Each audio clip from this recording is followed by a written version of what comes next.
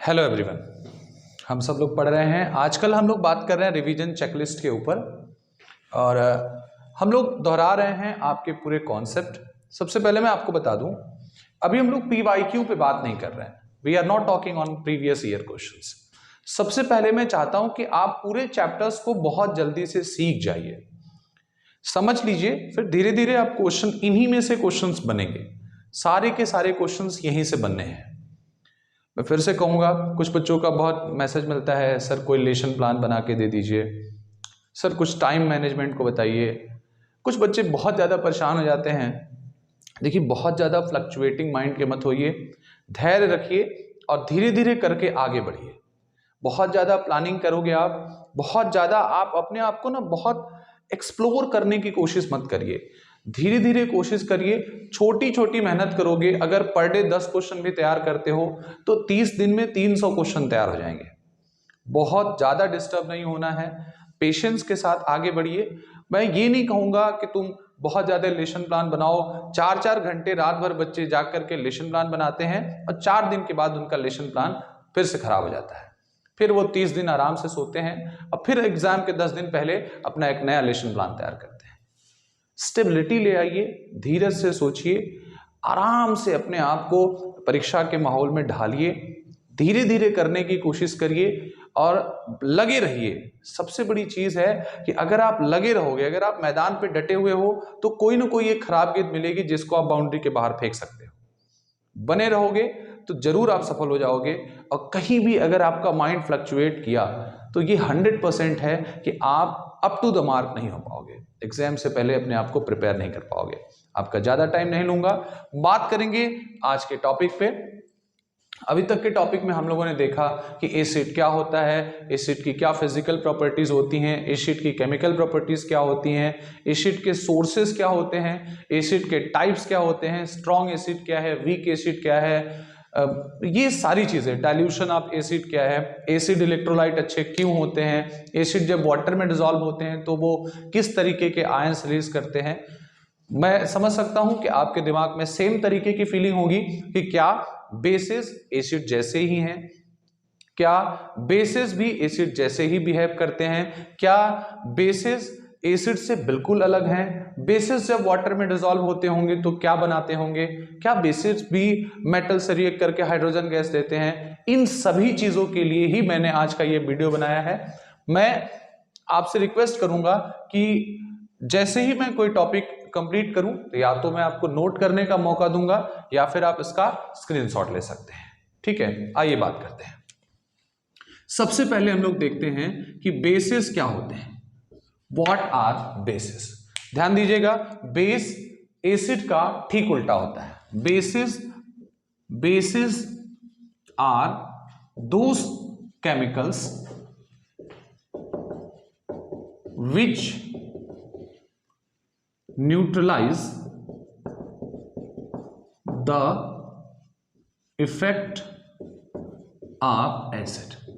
Basis ऐसे chemicals होते हैं जो एसिड के इफेक्ट को क्या करते हैं, न्यूट्रलाइज करते हैं। अब आपके दिमाग में एक बात आएगी कि सर अगर मैं किसी बेस को वाटर में डिसॉल्व करूं तो ये किस तरीके के आयंस रिलीज करेंगे ना, आएगा कि नहीं दिमाग में कि अगर बेसिस, देखिए ध्यान दीजिएगा, when bases are dissolved in water, जब बेसिस क्या है, वाटर में डिसॉल्व होते हैं, they release hydroxide ion. Sometimes, ठीक है, दे रिलीज ऑक्साइड आयन। कुछ कंडीशंस में वो ऑक्साइड आयन भी रिलीज करते हैं।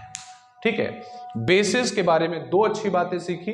बेसिस ऐसे केमिकल्स होते हैं जो एसिड के इफेक्ट को न्यूट्रलाइज करते हैं। बेसिस जब वाटर में डिसॉल्व होते हैं तो या तो वो हाइड्रोक्साइड आयन रिलीज करते हैं या फिर वो ऑक्साइड आयन रिलीज करते हैं। अब आपके दिमाग में ये बात आएगी कि सर क्या सारे बेसिस वाटर में सोल्यूबल होते हैं? नहीं, देखो दो तरीके के बेस हैं। Some bases are soluble in water and some bases are not soluble in water।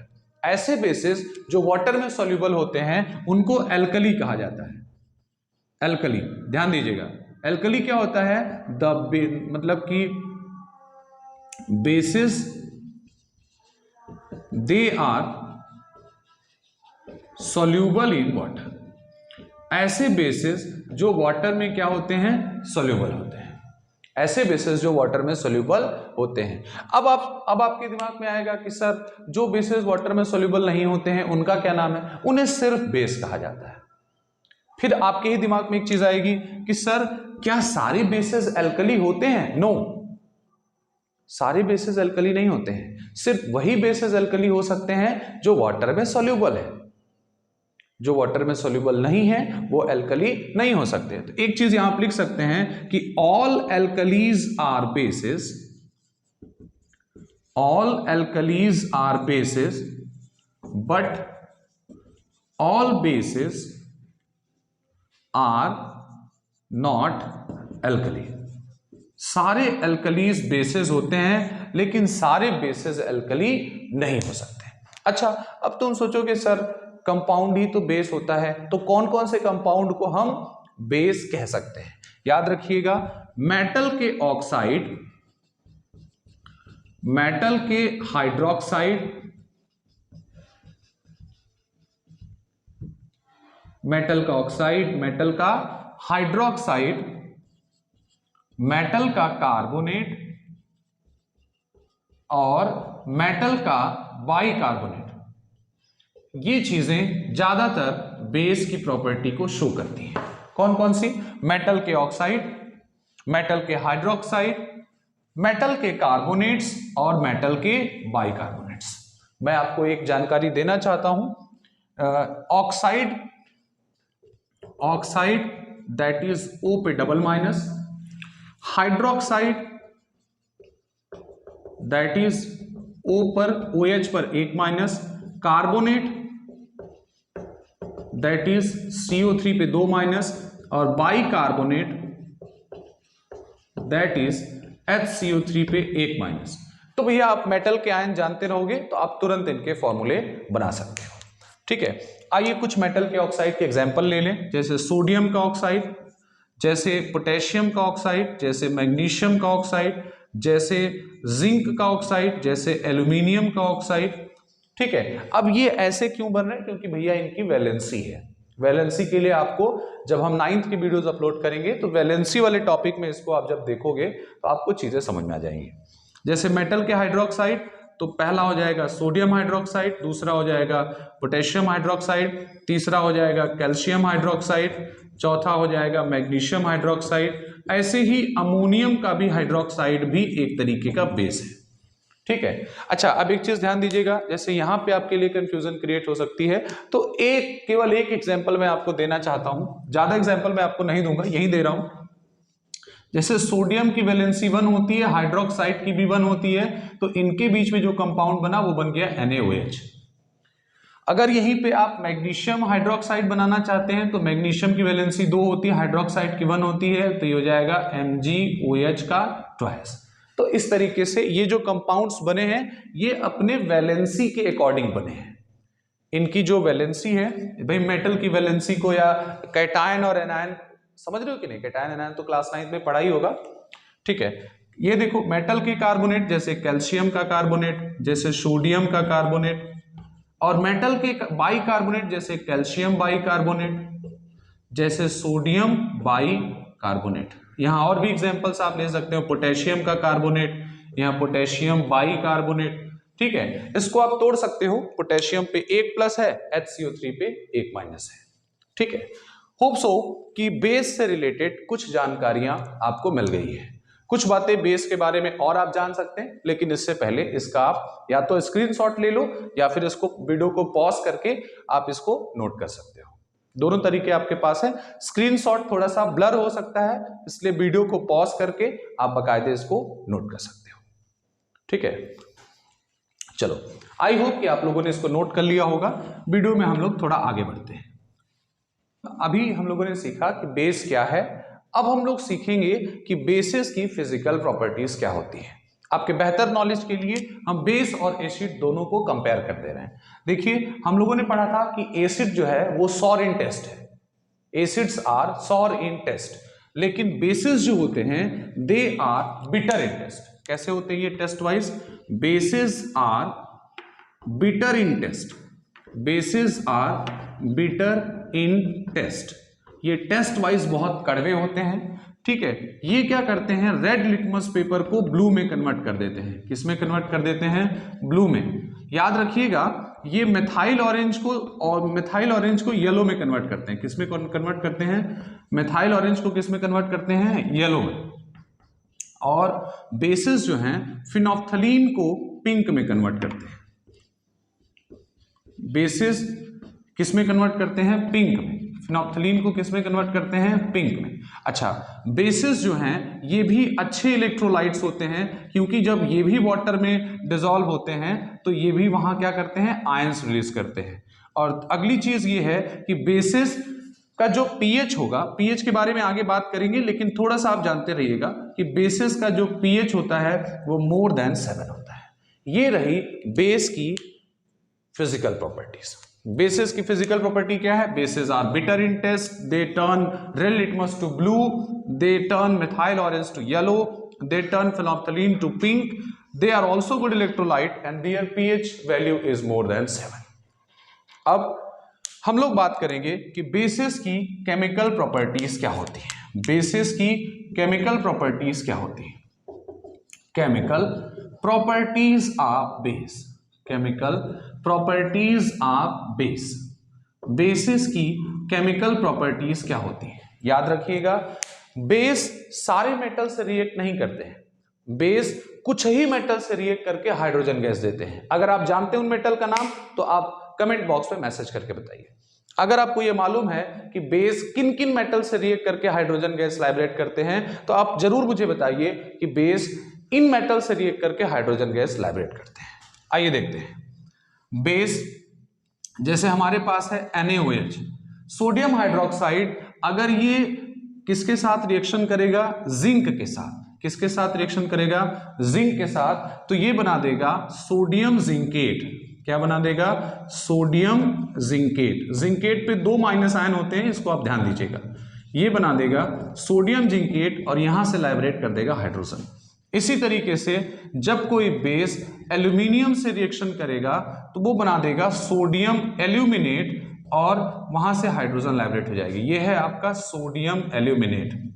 ये क्या है? Sodium aluminate. याद रखिएगा यहां पे सिर्फ यही 2 ऐसी मेटल्स हैं जो बेस से रिएक्शन करके हाइड्रोजन गैस लाइब्रेट कर रही है। यहां पे 2 आयंस यूज हुए हैं जिसको आप जानते रहिएगा, जिंकेट आयन जिसपे 2 माइनस चार्ज है और एल्यूमिनेट आयन जिसपे 1 माइनस चार्ज है। अगर आपको ये मालूम रहेगा तो आप बकायदे कंपाउंड्स को बना सकते हैं। बेस की दूसरी प्रॉपर्टी है कि जब कोई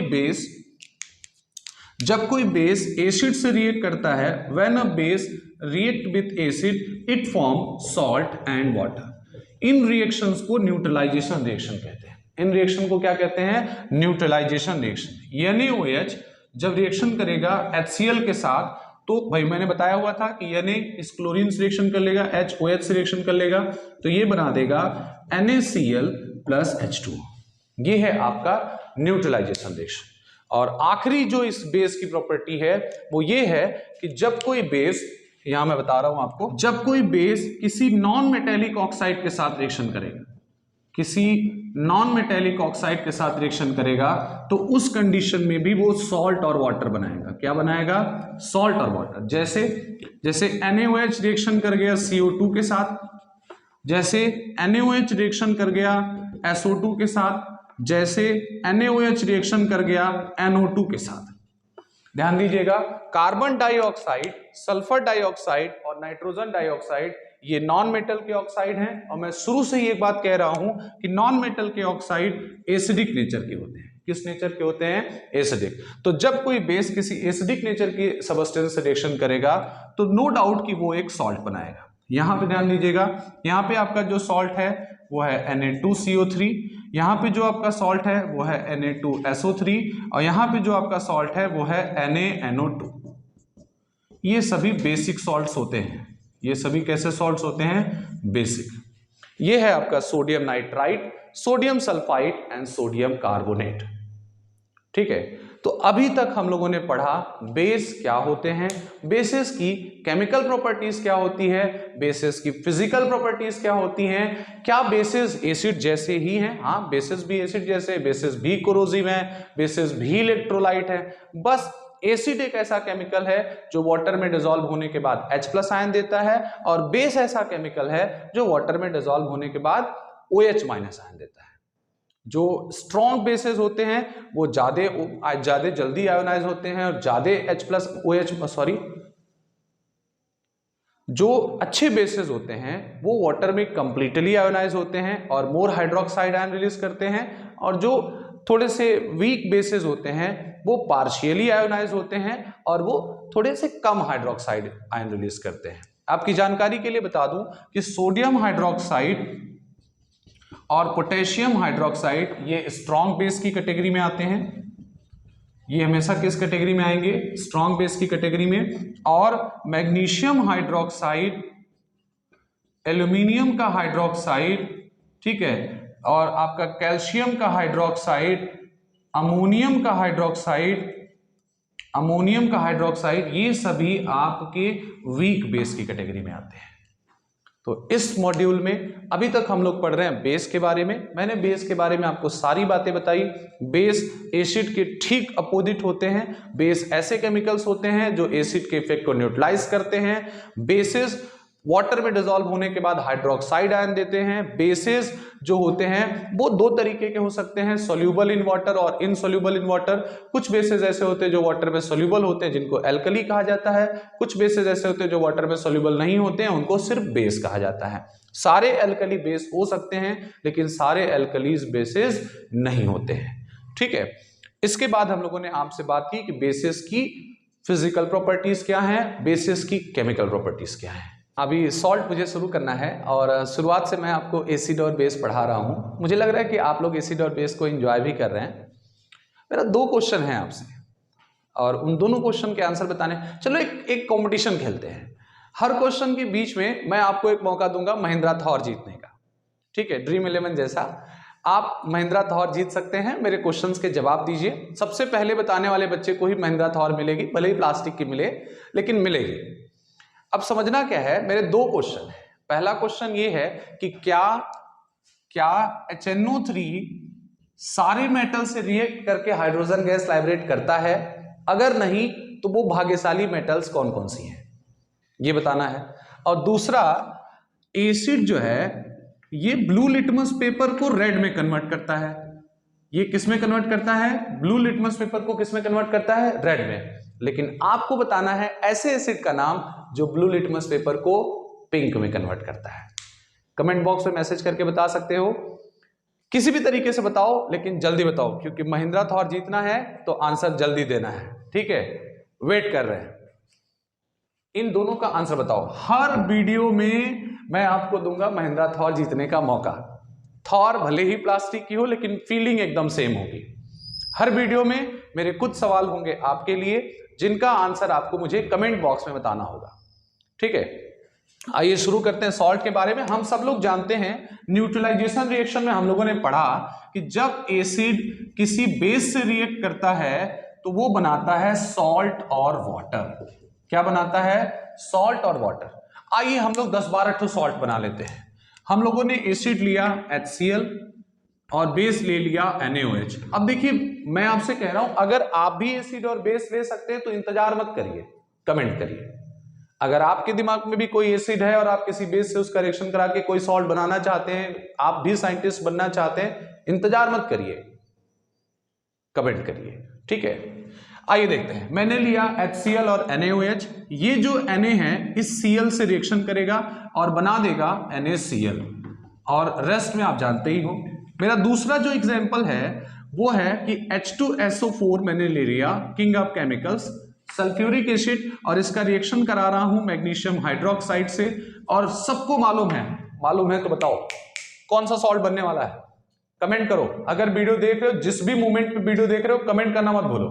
बताओ यहाँ पे कौन सा सॉल्ट बनेगा? यहां बनेगा मैग्नीशियम सल्फेट। क्या बनेगा? Magnesium sulphate. इसी तरीके से अगर मैं HNO3 ले लूं और मैं यहाँ पे उसको मैग्नीशियम हाइड्रोक्साइड से ही रिएक्शन करा दूं तो यहाँ बन जाएगा मैग्नीशियम नाइट्रेट। क्या बन जाएगा? Magnesium nitrate.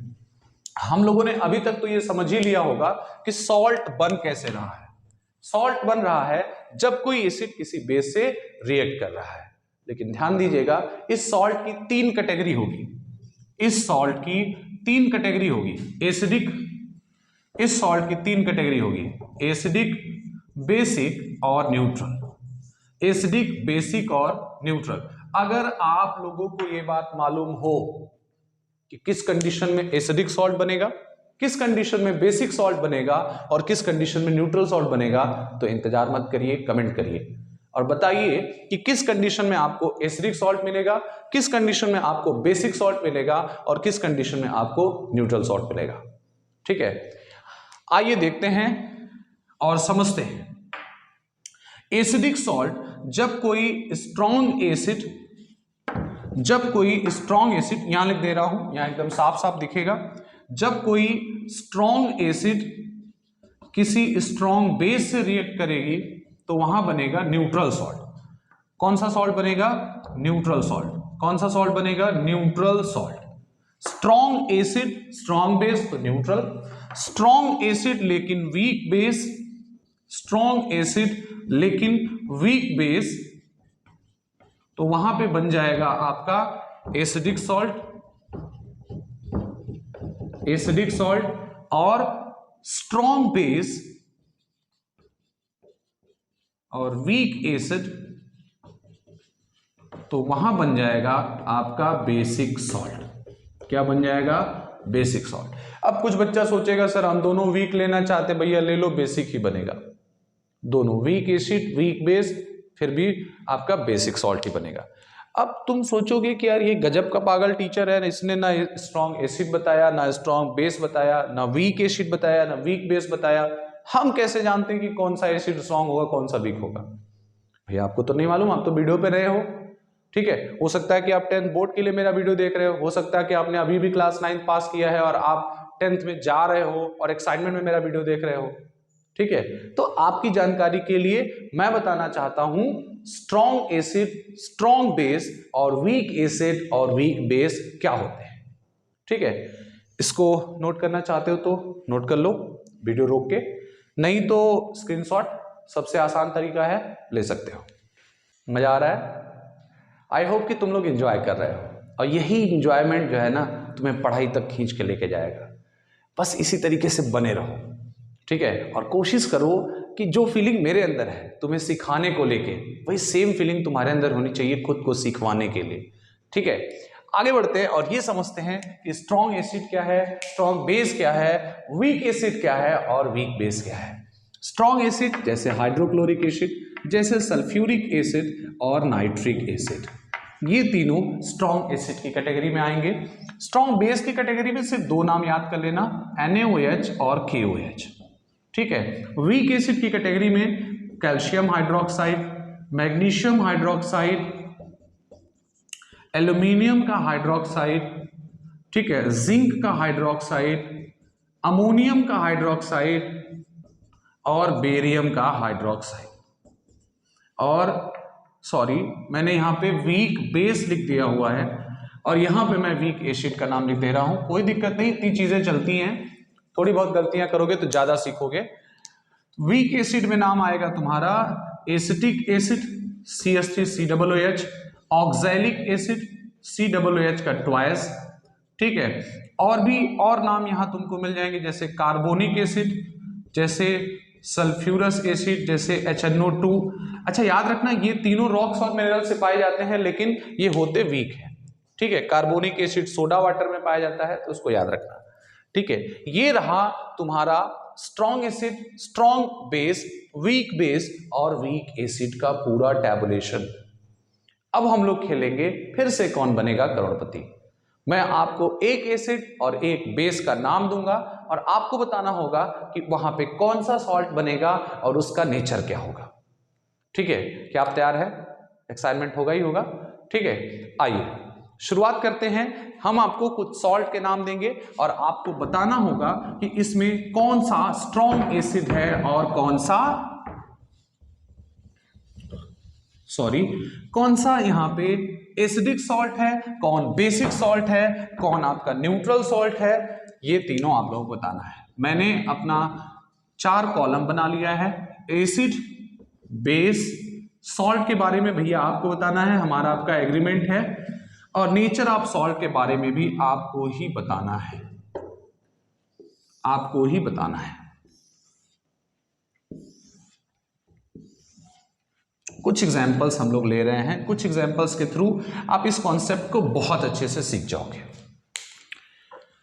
मैंने एसिड ले लिया HCl, पहले तो यही बता दो स्ट्रॉन्ग है कि वीक, स्ट्रॉन्ग। बेस ले लिया NaOH, सॉल्ट क्या बनेगा वो आपकी जिम्मेदारी है, उसमें हम नहीं इंटरफियर करेंगे।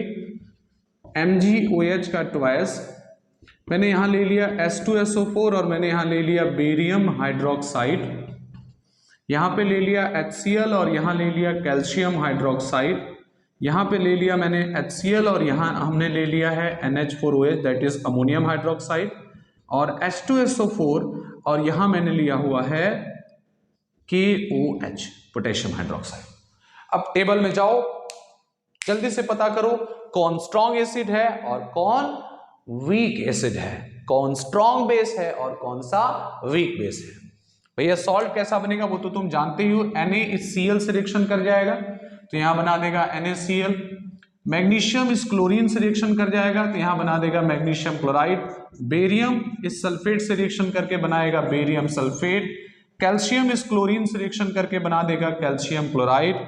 NH4 इस क्लोरीन से रिएक्शन करके बनाएगा NH4Cl और K यहां से पोटेशियम सल्फेट बना देगा, क्या बना देगा, पोटेशियम सल्फेट। तो आई होप सो कि तुमने सॉल्ट तो बना लिया होगा, लेकिन नेचर कैसे पता करोगे? नेचर पता कर सकते हो, ये स्ट्रॉन्ग एसिड है और ये स्ट्रॉन्ग बेस है। जब स्ट्रॉन्ग एसिड किसी स्ट्रॉन्ग बेस से रिएक्ट करेगा तो वो बनाएगा आपका न्यूट्रल सॉल्ट। कैसा सॉल्ट बनाएगा? Neutral salt. और स्ट्रॉन्ग एसिड तो है लेकिन वीक बेस है, तो यहां कौन सा सॉल्ट बनेगा? Acidic salt. कौन सा सॉल्ट बनेगा? एसिडिक। यहां भी एसिड स्ट्रॉन्ग है तो यहां हो जाएगा एसिडिक। और यहां पे आप देखिएगा एसिड स्ट्रॉन्ग है लेकिन आपका बेस जो है वो वीक है, तो फिर से यहां कौन सी कंडीशन हो जाएगी? एसिडिक। यहां पे आप देखिएगा एसिड स्ट्रॉन्ग है तो यहां हो जाएगी कौन सी कंडीशन? एसिडिक। और यहां भी आप देखिएगा एसिड स्ट्रॉन्ग, स्ट्रॉन्ग बेस, तो यहां कंडीशन हो जाएगी न्यूट्रल। अब तुम्हारे दिमाग में एक बात आएगी कि सर आपने तो बेसिक का कोई एग्जांपल लिया ही नहीं। हम नहीं ले रहे ना, तुम ले सकते हो। तुम बेसिक का कोई एग्जांपल लो और कमेंट करो, सोचो नहीं, कमेंट करो, बताओ कि क्या बेसिक के कुछ एग्जांपल्स हैं तुम्हारे पास कि नहीं है। आज के मॉड्यूल में हम लोग सिर्फ पढ़ेंगे बेस और सॉल्ट के बारे में। तो इस तरीके से ये आज का सेशन यहीं पे खत्म होता है। आज की क्लास तुम्हें कैसी लगी ये बताना बिल्कुल मत भूलना। तुम लोग के बहुत पॉजिटिव फीडबैक्स मिल रहे हैं, बहुत एनर्जी मिल रही है। मैं एक्सप्रेस नहीं कर सकता कि मैं कितना खुश हूं। बस यही कहूंगा कि धैर्य रखो और मेहनत से आगे बढ़ते चले जाओ, छोटे छोटे कदमों से आगे बढ़ो। याद रखना, अगर तुम्हें महल बनाना है बेटा तो तुम्हें ज़्यादा मजदूर चाहिए और ज़्यादा मेहनत करना पड़ेगा। इसी तरीके से लगे रहोगे तो एक न एक दिन जरूर सफल हो जाओगे। Thank you, have a great day, wish you very good luck.